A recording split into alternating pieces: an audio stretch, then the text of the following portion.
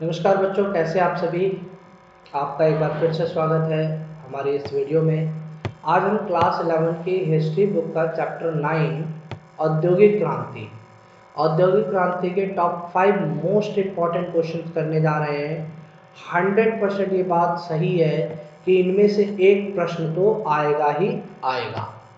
तो अगर आप चाहते हैं कि आप अपने एग्ज़ाम की अच्छे से क्या कर सकें, तैयारी कर सकें, तो आपको एक बार इस वीडियो को देख लेना ज़रूरी है, क्योंकि इसमें आपके लिए मैं 5 क्वेश्चंस लेकर आया हूं और ये 5 क्वेश्चंस ऐसे क्वेश्चंस हैं जिनमें से कम एक प्रश्न तो पक्का ही आएगा। और अगर बड़े मार्क्स का नहीं आता है तो उससे रिलेटेड कोई छोटे मार्क्स का एक प्रश्न आ सकता है आपका इसमें। ठीक है प्यारे बच्चों, चलिए शुरू करते हैं और देखते हैं अपनी इस वीडियो को और जानते हैं कि वो 5 क्वेश्चंस क्या हैं। सबसे पहला क्वेश्चन जो है आपका, पहला क्वेश्चन है औद्योगिक क्रांति के नकारात्मक और सकारात्मक प्रभाव बताइए। नकारात्मक और सकारात्मक प्रभाव बताइए। तो प्यारे बच्चों, औद्योगिक क्रांति के 2 प्रभाव थे, नकारात्मक और एक सकारात्मक। सबसे पहले हम सकारात्मक प्रभाव की चर्चा कर लेते हैं कि सकारात्मक प्रभाव में क्या क्या था। देखो, औद्योगिक क्रांति का सबसे बड़ा प्रभाव तो ये पड़ा कि इस क्रांति से नई नई मशीनों का क्या होने लगा, आविष्कार होने लगा, और जिससे मानव के जो कार्य हैं वो क्या हो गए, आसान हो गए।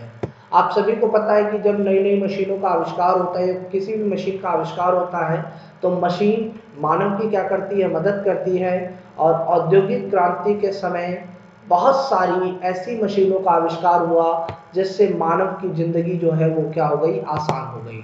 लगभग 26,000 ऐसे आविष्कार थे जिन्होंने उस समय किया। जो अलग अलग लोग थे उन्होंने 26,000 आविष्कारों को किया लगभग। तो ये पहला सकारात्मक प्रभाव हुआ। दूसरा सकारात्मक प्रभाव ये था कि इस क्रांति से संचार और परिवहन के साधनों का क्या हुआ, विकास हुआ, जिससे लोगों को एक स्थान से दूसरे स्थान तक आने जाने में सहूलियत होने लगी। बच्चों, आपको पता है कि औद्योगिक क्रांति के अंदर रेलवे का विस्तार काफ़ी तेजी से हुआ था। साथ ही साथ रेलवे से पहले वहाँ पर नहरें स्थापित हुई थी, तो कई सारी नहरें वहाँ पर बनाई गई। और नहरों के बाद जब नई मशीनों का आविष्कार हुआ, भाप के इंजन का आविष्कार हुआ, तो रेलवे का भी विकास किया गया, जिससे लोगों के बीच की जो दूरियां थी वो क्या हो गई, खत्म होने लगी, और लोग एक स्थान से दूसरे स्थान तक बड़ी ही आसानी से जाने लगे। इसी क्रांति के कारण मानव के सुख सुविधाओं की जितनी भी वस्तुएं थी वो सस्ती कीमत पर मिलने लगी। हुआ क्या बच्चों कि आविष्कारों के कारण कई सारे नई चीजें आई जो लोगों के सुख सुविधाओं के लिए बनाई गई थी। और जब एक वस्तु को ज़्यादा मात्रा में बनाया जाने लगा तो उनकी कीमतों को भी क्या किया गया, कम किया गया, और कीमतें इतनी सस्ती हो गई कि एक सामान्य सा व्यक्ति, सामान्य सा परिवार भी उन वस्तुओं को इस्तेमाल करने के काबिल बन गया। इस तरीके से सारी सुख सुविधाएं की वस्तुएं सस्ती कीमत पर मिलने लगी। साथ ही कच्चे माल की प्राप्ति के कारण औद्योगिक सुधार बहुत तेजी से हुए। क्या हुआ कि कच्चे माल, रॉ मटेरियल जो था, फैक्ट्रीज वगैरह को, औद्योगिकरण को, उद्योगों को बहुत तेजी में प्राप्त हो रहा था, जिससे फैक्ट्रियों का जो निर्माण है वो भी बहुत तेजी से होने लगा। और फैक्ट्रियों के निर्माण से बहुत सारे लोगों को क्या मिलने लगा, रोजगार वगैरह मिलने लगा।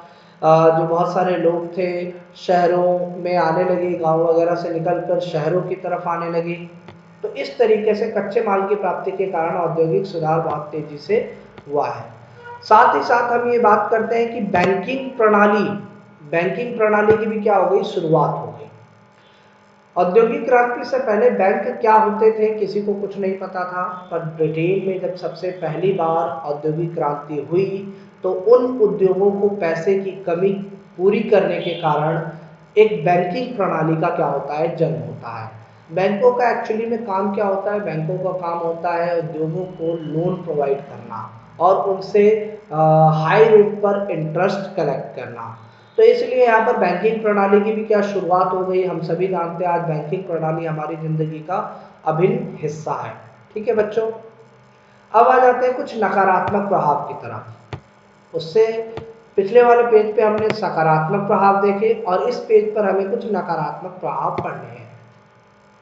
नकारात्मक प्रभाव की बात करें तो सबसे पहले रोजगार की तलाश में लोग शहरों की तरफ जाने लगे थे, जिस कारण शहरों की आबादी बढ़ने लगी थी और ये लोग गंदी बस्तियों में रहने को क्या हो गए, मजबूर हो गए।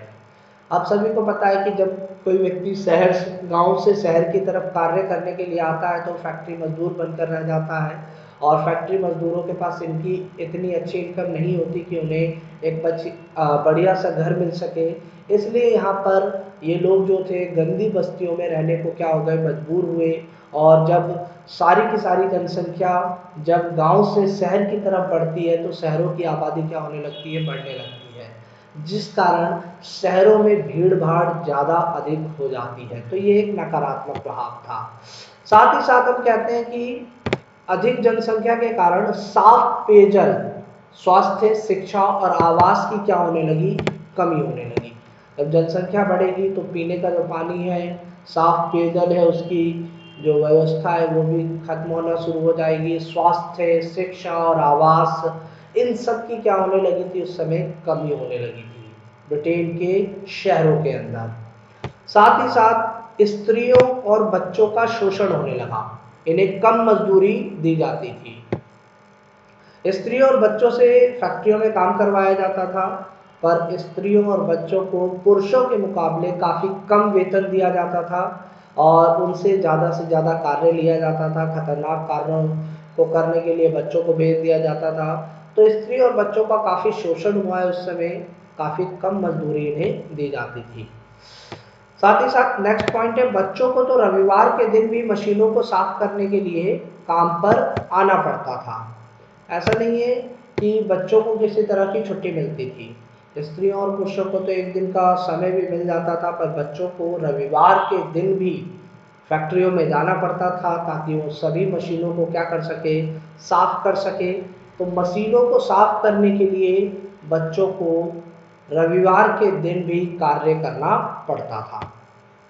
कभी कभी बच्चों की मृत्यु भी हो जाती थी। ऐसा था कि बच्चे लगातार काम करने के कारण थक जाते थे और लगातार काम करने की वजह से थक जाने के कारण उनको दिन में कार्य करते समय क्या आने लगती थी, नींद आने लगती थी।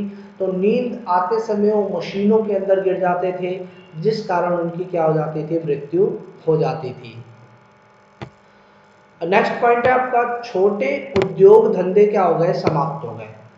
उस समय के जितने भी छोटे छोटे उद्योग धंधे थे जो गली मोहल्ले वगैरह में लगे थे या शहरों में लगे थे, इन बड़े औद्योगिकरण के कारण वो सारे के सारे जो जितने भी छोटे उद्योग धंधे थे वो क्या हो गए, पूरी तरीके से समाप्त हो गए। उनके मालिक जो थे वो बेरोजगार हो गए, बर्बाद हो गए। साथ ही साथ उन उद्योगों में काम करने वाले जो छोटे मोटे कारीगर थे वो सब भी क्या हो गए, पूरी तरीके से बेरोजगार हो गए। साथ ही साथ हमने यहाँ पर देखा कि समाज जो है दो वर्गों में बढ़ जाता है। यहाँ पर समाज को दो वर्गों में बांट दिया जाता है। एक वर्ग बनता है उद्योगपति वर्ग और दूसरा वर्ग बनता है सर्वहारा वर्ग। उद्योगपति जो होता है वो बिजनेसमैन जितने भी होते हैं, जो फैक्ट्रियों के मालिक होते हैं, वो ज़्यादा से ज़्यादा लाभ कमाना शुरू कर देते हैं, इसलिए वो अमीर हो जाते हैं। पर सर्वहारा वर्ग, जहाँ पर मध्य वर्ग और गरीब वर्ग, निम्नतर वर्ग, मजदूर वर्ग, किसान वर्ग, इन सब का उस तरीके से विकास नहीं हो पाता जितना विकास उद्योगपतियों का हो पाता है। तो इसलिए सर्वहारा वर्ग की कैटेगरी में इन्हें डाल दिया जाता है। समाज उस समय इन दो वर्गों में बटा हुआ था, उद्योगपति वर्ग और सर्वहारा वर्ग। सेकंड क्वेश्चन की तरफ हम आ चुके हैं। सेकंड क्वेश्चन कहता है कि औद्योगिक श्रमिक की स्थिति में सुधार के लिए कौन कौन से कानून बनाए गए। जब इतनी ज़्यादा बड़ी मात्रा में उद्योग धंधे लगने लगे तो वहाँ पर मजदूरों की संख्या भी बढ़ने लगी, जिन्हें औद्योगिक श्रमिक कहा जाता था। और इनकी संख्या बढ़ने के कारण कुछ अव्यवस्था वहाँ पर फैल गई और उन अव्यवस्थाओं को सुधारने के लिए कुछ कानून बनाना जरूरी था। और इन कानूनों को समय औद्योगिक श्रमिक की स्थितियों में सुधार लाने के लिए बनाया गया। तो चलिए देखते हैं कौन कौन से कानून बनाए गए उस समय और क्या क्या प्रयास किए गए। फर्स्ट पॉइंट ये है कि सरकार ने मजदूरों की स्थिति में सुधार के लिए 1819 में सुधार करना आरंभ कर दिया। 1819 से पहले किसी तरह का कोई सुधार नहीं हुआ था। सरकार 1819 में तो सरकार को लगा कि अब औद्योगिक श्रमिकों के लिए कानून बनाना जरूरी है, क्योंकि औद्योगिक श्रमिक आंदोलित हो रहे थे, आंदोलन वगैरह कर रहे थे, जिसके कारण जो सरकार है उसकी अर्थव्यवस्था जो है उसमें दिक्कत आ रही थी, श्रमिकों को दिक्कत आ रही थी, उद्योगपतियों को दिक्कत हो रही थी। इसलिए सरकार को कुछ कानून बनाने पड़े ताकि मजदूरों की स्थिति में क्या लाया जा सके, सुधार लाया जा सके। इसमें से सबसे पहला जो सुधार ये किया गया कि 9 वर्ष से कम आयु के बच्चों से फैक्ट्री में काम करने पर क्या लगा दी गई, पाबंदी लगा दी गई। सबसे पहला काम यही किया गया कि जितने भी 9 वर्ष से कम आयु के जो बच्चे हैं वो किसी भी फैक्ट्री में काम नहीं करेंगे। जो पेरेंट्स वगैरह थे छोटे बच्चों को भी काम पर लगवा देते थे और फैक्ट्री मालिक ज़्यादा मुनाफा कमाने की दृष्टि से उन्हें काम पर रख लिया करते थे। इसलिए कहा गया कि 9 वर्ष से कम आयु के बच्चों को पढ़ने लिखने का टाइम है, वो पढ़े लिखे ज़्यादा काम ना करें, इसलिए उन्हें 9 वर्ष से कम आयु के बच्चों को फैक्ट्री में काम करने पर क्या लगा दी गई, पाबंदियाँ लगा दी गई। साथ ही साथ ये कहा गया कि 9 से 16 वर्ष तक की आयु वाले जो बच्चे हैं वो काम करने की उनकी जो अधिकतम सीमा है वो सिर्फ 12 घंटे निर्धारित कर दी गई। क्या था प्यारे बच्चों उस समय कि जो काम करने के जो घंटे थे वो 15-15 घंटे, 18-18 घंटे काम करना पड़ता था। एक व्यक्ति को, चाहे वो महिला हो, पुरुष हो या कोई बच्चा हो, उन सभी बच्चों को उस समय फैक्ट्री मालिक, उद्योगपति क्या करते थे, कम से कम 15 घंटे और 18 घंटे काम करवाते थे। इससे उनका जो सारा समय होता था वो सिर्फ काम करने में निकल जाता था, अपने उद्योग, अपने स्वास्थ्य पर वो ध्यान नहीं दे पाते थे। इसलिए सरकार को क्या करना पड़ा, 9 से 16 वर्ष तक की आयु के बच्चों को काम करने की जो सीमा है सिर्फ 12 घंटे निर्धारित कर दी गई। आपको पता होना चाहिए 12 घंटे कितना होता है। अगर हम सुबह 8 बजे काम करना चालू करें तो रात के 8 बजे तक 12 घंटे ये काम होता है। तो इतना लंबा टाइम पीरियड जो है काम करने का, ये काफ़ी थकावट वाला काम होता था, जिससे मजदूरों की जो स्थिति थी वो काफ़ी खराब होने लगी थी। नेक्स्ट टॉपिक ये है कि 1833 के एक अधिनियम द्वारा 9 वर्ष से कम आयु के बच्चों को केवल रेशम की फैक्ट्री में काम करने की क्या दे दी गई, अनुमति दे दी गई। देखो बच्चों, यहाँ पर 9 वर्ष से कम आयु वाले बच्चों को किसमें काम करने की परमिशन दी गई, रेशम की फैक्ट्री में। जबकि यहाँ पर क्या था कि 9 वर्ष से कम आयु के बच्चों को फैक्ट्री में काम करने पर क्या लगा दी गई थी, पाबंदी लगा दी गई थी। पहले आपका ये 9 वर्ष वाला जो पाबंदी वाला है, इसी को क्या किया गया था, कार्य यही कानून बनाया गया था। पर फिर जब उद्योगपतियों का और माता पिता का क्या हुआ, विरोध हुआ, तब सरकार को अपना थोड़ा सा फैसला बदलना पड़ गया और उस फैसले को बदलने के कारण उन्होंने 1833 में एक अधिनियम पास किया, जिसके द्वारा 9 वर्ष से कम आयु के बच्चे सिर्फ और सिर्फ किसमें काम करेंगे, रेशम की फैक्ट्रियों में ही काम कर सकते हैं। इसके अलावा और वो कहीं काम नहीं करेंगे। ठीक है बच्चों, कुछ और पॉइंट हम देख लेते हैं। नियमों का सही से पालन हो, इसके लिए फैक्ट्री निरीक्षकों की नियुक्ति कर दी गई।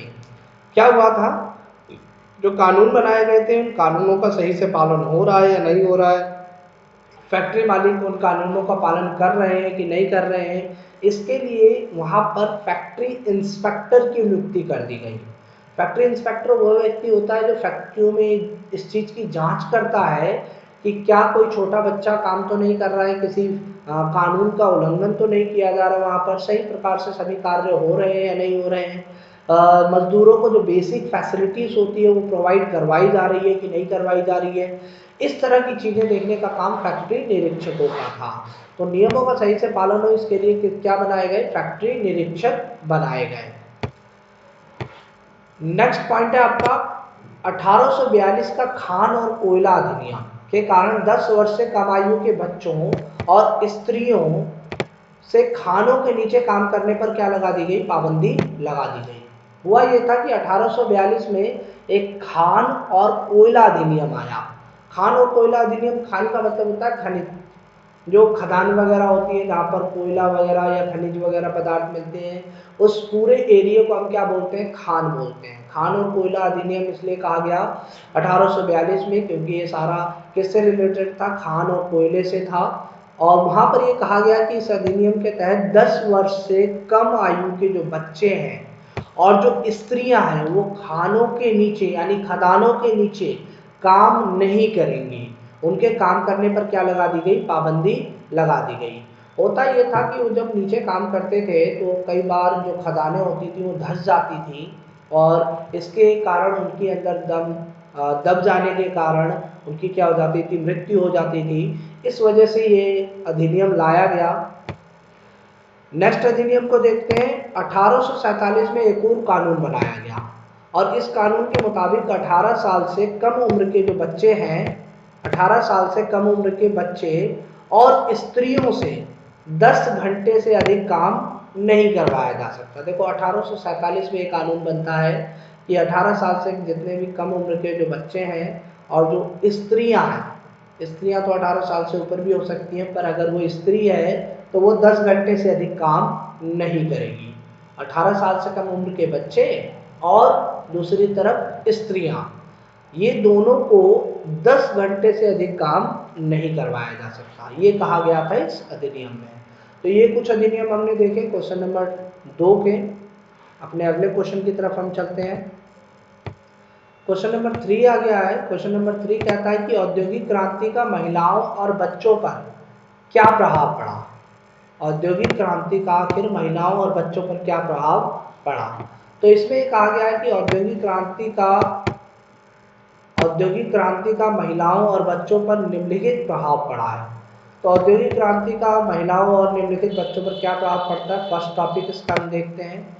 उच्च वर्ग की महिलाओं का जीवन अधिक सुविधापूर्ण और आनंददायक था, जबकि इसके विपरीत निम्न वर्ग की महिलाओं का जीवन काफी कष्टदायक और संघर्षपूर्ण था। आप सभी को पता होना चाहिए बच्चों कि जो अमीर परिवार की जो महिलाएं होती हैं उनका जीवन काफी सुविधापूर्ण बीतता है और आनंददायक बीतता है, जबकि गरीब परिवार की जो महिलाएं होती हैं उनका जीवन काफी कष्टदायक होता है। तो वही सब कुछ यहाँ पर चल रहा था औद्योगिक क्रांति में। महिलाओं के जीवन में हम देखें तो जो अधिक सुविधापूर्ण था, जो अधिक क्या कहते हैं, उच्च वर्ग से संबंधित थी जो महिलाएं, उनका जीवन अधिक सुविधापूर्ण था और काफी आनंददायक था, काफी मजे में वो रह रही थी। पर जो निम्न वर्ग की जो महिलाएं थी उन्हें कार्य करना पड़ता था, फैक्ट्री वगैरह में जाकर इनकम को जनरेट करना पड़ता था। इससे काफी मतलब उन्हें कष्ट होता था और उनका जीवन काफी संघर्षपूर्ण बीतता था। अगला जो टॉपिक है वो कहता है कि पुरुषों की अपेक्षा महिलाओं की मजदूरी काफी कम थी।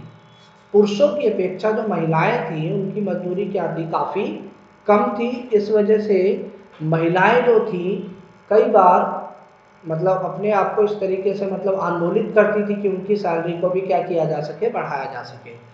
और ये एकदम सच है कि वो कम आंदोलित होती थी, ज़्यादा आंदोलन वगैरह वो नहीं करती थी, पर उनकी जो स्थिति थी, जो मजदूरी थी, वो काफ़ी कम होती थी। नेक्स्ट पॉइंट में कहा गया कि महिलाओं को निम्नतर परिस्थितियों में कार्य करना पड़ता था। महिलाओं को, एक महिला को निम्नतर परिस्थिति में काम करना पड़ता था, क्योंकि महिलाएं जो होती थी उन्हें किसी भी कंडीशन में काम करना है, अपने घर परिवार को चलाना है, इनकम को जनरेट करना है, तो उन्हें काम करना ही पड़ता था। ठीक है, अगले टॉपिक की तरफ चलते हैं हम। यहाँ पर कहा गया है पहले टॉपिक में कि महिलाओं को स्वास्थ्य संबंधी कई समस्याओं का क्या करना पड़ता था, सामना करना पड़ता था। महिलाओं को कई सारी प्रॉब्लम होती है, स्वास्थ्य संबंधी कई सारी समस्याएं हो सकती हैं। उन समस्याओं के होते हुए भी उन महिलाओं को कार्य करना पड़ता था ताकि वो अपने घर परिवार को चला सके। पर साथ ही साथ अगर महिला काम कर रही है तो महिलाओं को वित्तीय स्वतंत्रता भी मिली थी और इससे उनके आत्मसम्मान में क्या होती है, वृद्धि होती है। जब वो काम करती है तो उनके पास कुछ पैसे वगैरह आ जाते हैं, कुछ इनकम आ जाती है, जिससे उनका आत्मसम्मान बढ़ जाता है, उनकी भी थोड़ी सी रिस्पेक्ट की जाती है घर में। ठीक है, फिर हम कहते हैं नेक्स्ट टॉपिक जो है कहता है काम की घटिया परिस्थितियों के बारे में कम ही आंदोलित होती थी। उन्हें आंदोलन वगैरह से ज़्यादा मतलब नहीं था, वो आंदोलन वगैरह उतना नहीं करती थी। जिस परिस्थिति में काम करना है करना है, बस उन्हें काम करते रहना है। ज़्यादातर वो आंदोलित नहीं हुआ करती थी। फिर नेक्स्ट पॉइंट में हम कहते हैं कि बच्चों के बाल मशीनों में फंस जाते थे और हाथ कुचल जाते थे। कई बार बच्चे जो है ना काम करते करते थोड़ा सा नींद वगैरह में आ जाते थे, तो उसके कारण उनके जो बाल है लंबे लंबे बाल होते थे तो मशीनों में फंस जाते थे। कई बार वो गलती से उनके हाथ वगैरह जो है मशीनों के अंदर चले जाते थे तो हाथ भी कुचल जाते थे। ये सब कुछ भी होता था। साथ ही साथ नींद के कारण मशीनों में गिरकर बच्चों की मौत भी हो जाती थी। मशीनों में गिरने से बच्चों की क्या होती थी, कई बार मौतें भी हो जाती थी। जो बच्चे कोयला खानों में काम करते थे तो उनका रास्ता काफी सकरा होता था, तो रास्ता सकरा होने के कारण दुर्घटना का जो भय है हमेशा बना रहता था। तो उस समय कुछ भी हो सकता था। कई बार होता था खदानें नीचे गिर जाती थी, कई बार जो है कि थोड़े छोटे छोटे जो पत्थर है वो टूट टूट कर नीचे गिर जाते थे, रास्ते ब्लॉक हो जाते थे। तो इस कारण बच्चों को कई सारी समस्याओं का वहाँ पर सामना करना पड़ता था। ठीक है बच्चों, हम अपने अगले क्वेश्चन की तरफ चलते हैं। क्वेश्चन नंबर 4 की तरफ हम आ गए हैं और क्वेश्चन नंबर 4 कहता है कि भाप की शक्ति का विभिन्न क्षेत्र में क्या क्या प्रयोग होने लगा था। भाप की शक्ति से रिलेटेड हम देखेंगे कि भाप की शक्ति का विभिन्न क्षेत्र में कैसे प्रयोग होता था। सबसे पहली बात तो ये कही गई कि भाप अत्यधिक शक्ति पैदा कर सकता था, इसलिए ये बड़े पैमाने पर औद्योगिकरण के लिए निर्णायक रहा।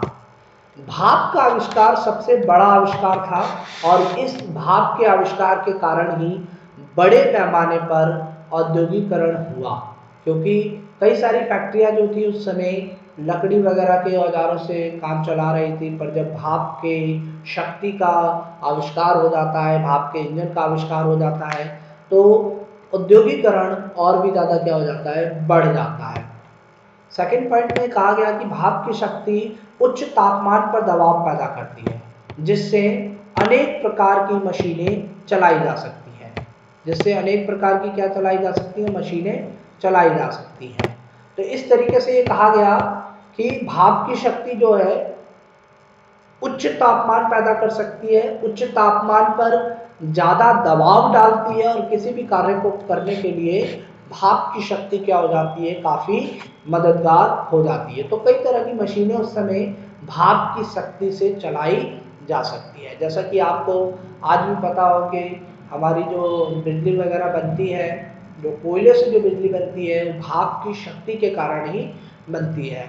भारी भरकम जो टरबाइन होता है, उस टरबाइन को घुमाने के लिए हमें भाप की शक्ति का क्या करना होता है, इस्तेमाल करना होता है। तो भाप की शक्ति कोई छोटी मोटी चीज़ नहीं, भाप की शक्ति काफ़ी बड़ी चीज़ है। ठीक है, नेक्स्ट पॉइंट में कहा गया है कि भाप की शक्ति ऊर्जा का अकेला एक स्रोत था जो मशीनरी बनाने के लिए क्या था, भरोसेमंद और कम खर्चीला होता था, है ना। काफ़ी भरोसेमंद था और ज़्यादा खर्चा भी नहीं आता था, और भाप की शक्ति ऊर्जा का अकेला ऐसा एक स्रोत था जिसे बनाने के लिए ज़्यादा खर्च नहीं किया जाता था। नेक्स्ट टॉपिक की तरफ कहते हैं कि भाप की शक्ति का सर्वप्रथम प्रयोग खनन उद्योग में किया गया। सबसे पहले भाप की शक्ति का इस्तेमाल जो है कहाँ किया गया, खनन उद्योग में। आपको पता है थॉमस सैवरी के द्वारा बनाया गया जो फर्स्ट खनक था, जिसे माइनर्स फ्रेंड कहा गया, वो सबसे पहले खनन उद्योग में ही पूरा होता था। देखिए यहाँ भी मैंने दे रखा है इस टॉपिक को कि थॉमस सैवरी ने खानों से पानी बाहर निकालने के लिए माइनर्स फ्रेंड नामक इंजन बनाया जो छिछली गहराइयों में धीरे धीरे काम करता था। थॉमस सैवरी ने एक ऐसा इंजन बनाया जो माइनर्स फ्रेंड कहलाया, उसने अपने इंजन का नाम माइनर्स फ्रेंड दिया, और ये एक ऐसा इंजन था जो खान के अंदर से पानी को बाहर निकालने का काम करता था। ये खान जो होता था, ये जो माइनर्स फ्रेंड था, ये काफ़ी धीरे धीरे काम करता था और काफ़ी नीचे की गहराइयों तक ये पानी बाहर निकाल सकता था। पर इसकी एक कमी थी, ये काफ़ी स्लो काम करता था और इसको स्लो काम करते समय काफ़ी टाइम लग जाता था पूरा का पूरा काम करने में। तो 1712 में थॉमस न्यूकामेन ने इसे विकसित कर दिया, इसे थोड़ा सा और इम्प्रूव किया माइनर्स फ्रेंड को।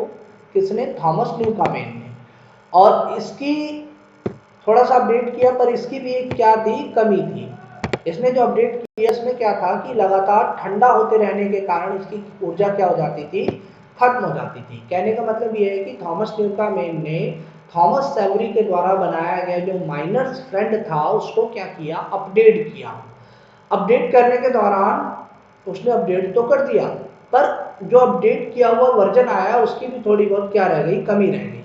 उसमें कमी ये था कि ये काम तो बहुत तेजी से करता था, पर अगर ठंडा हो जाए, अगर ये ठंडा हो जाए, इसकी ऊर्जा क्या हो जाए, खत्म हो जाए, तो वो काम करना बंद कर देता था और फिर उसको चालू करने के लिए काफी ज्यादा एनर्जी को खर्च करना पड़ता था। ठीक है। सबसे बड़ा काम जो किया वो 1769 में जेम्स वॉट ने एक ऐसी मशीन बना दी जिसमें भाप का इंजन एक साधारण मशीन के बजाय एक प्राइम मूवर के रूप में काम करने लगा।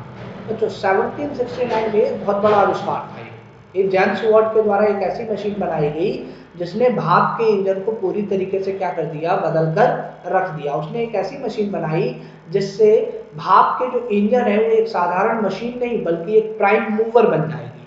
प्राइम मूवर होता क्या है, प्राइम मूवर ऐसा होता है कि किसी भी मशीन में लगा दिया जाए और उसको अपने ढंग से हम जैसा चाहते हैं उस तरीके से काम करवाया जाए। प्राइम मूवर को कहीं भी फिट किया जा सकता है। तो इस तरीके का ये एक बहुत बड़ा आविष्कार उस समय का था। फिर हम कहते हैं कि 18वीं सदी के अंत तक वाट के भाप के इंजन ने द्रव चलित शक्ति का स्थान ले लिया।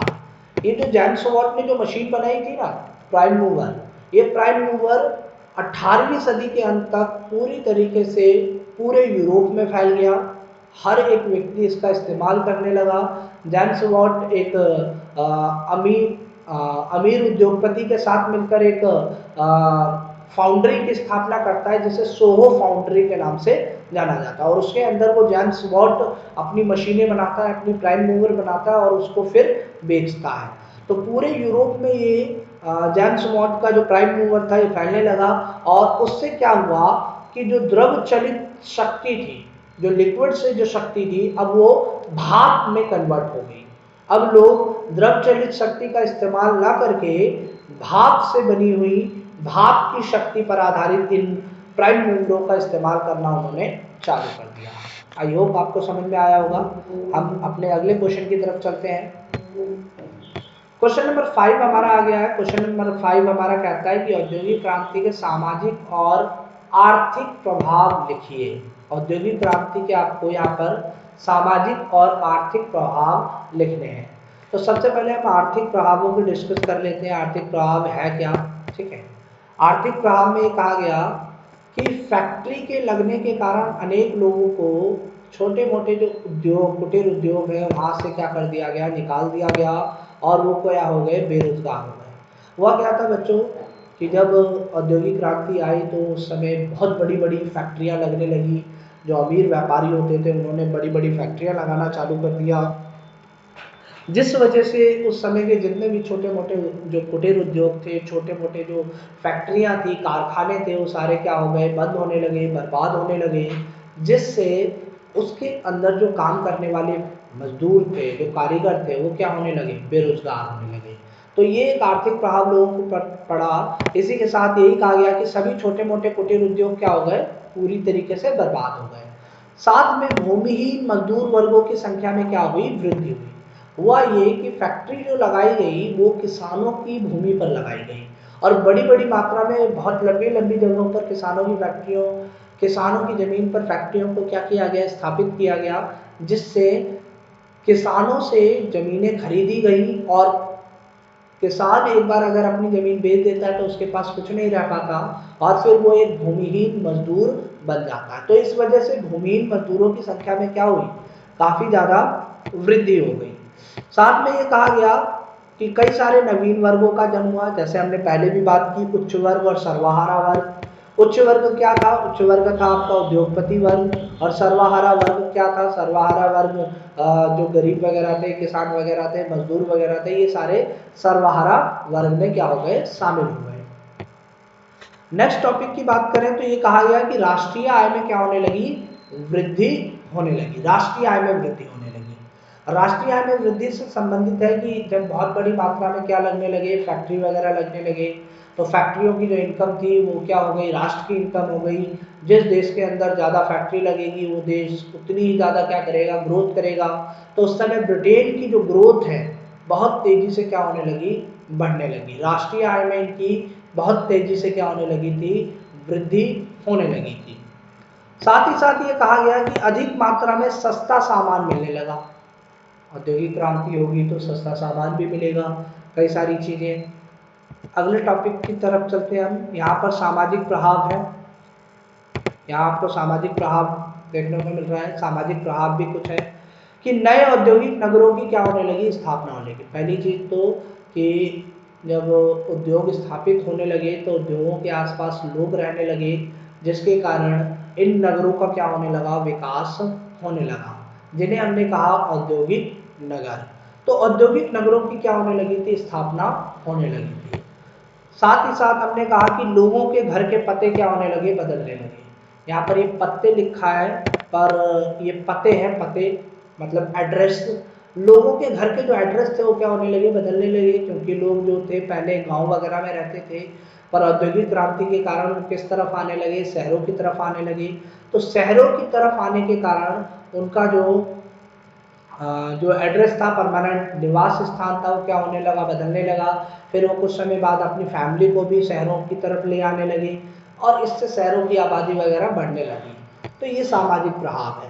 साथ ही साथ छोटे मोटे कारीगर अब क्या बन गए, मजदूर बनकर कार्य करने लगे। छोटे मोटे उद्योग धंधों में, कुटीर उद्योगों में काम करने वाले जो कारीगर थे, जब कारीगर छोटे मोटे कुटीर उद्योग बंद हो गए तो अब कारीगर क्या बन गए, मजदूर बन गए, और उन्हें मजदूर बनकर बड़ी फैक्ट्रियों में काम करना पड़ा।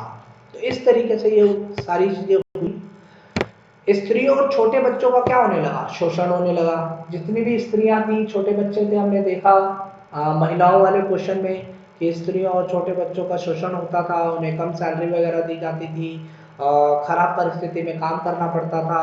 तो ये सब कुछ होने लगा उस समय। मजदूरों के स्वास्थ्य पर क्या पड़ने लगा, बुरा प्रभाव पड़ने लगा। जब मजदूर 15-15 घंटे काम करेंगे तो इस तरीके से उनके स्वास्थ्य पर क्या पड़ने लगा, प्रभाव पड़ने लगा, वो भी बुरा प्रभाव पड़ने लगा। तो ये कुछ सामाजिक प्रभाव थे, हमने ये देखे। हमने 5 क्वेश्चंस अटेम्प्ट किए हैं और इन 5 क्वेश्चंस में हमने आपको काफ़ी कुछ बता दिया है। आई होप आप एग्ज़ाम की बहुत ही अच्छे से प्रिपरेशन कर रहे होंगे। और अगर आपने मेरा ये वीडियो देख लिया है तो thanks for watching. Let's like and share and subscribe us. Smart coaching institute आपको हमेशा ऐसी वीडियो प्रोवाइड करवाता रहेगा। अगर आप मेरे चैनल पे नए हैं तो आज ही मेरे चैनल को क्या कर दीजिए, सब्सक्राइब कर दीजिए, ताकि आगे आने वाली वीडियो आप तक पूरी तरीके से पहुंच सके। तब तक के लिए जय हिंद।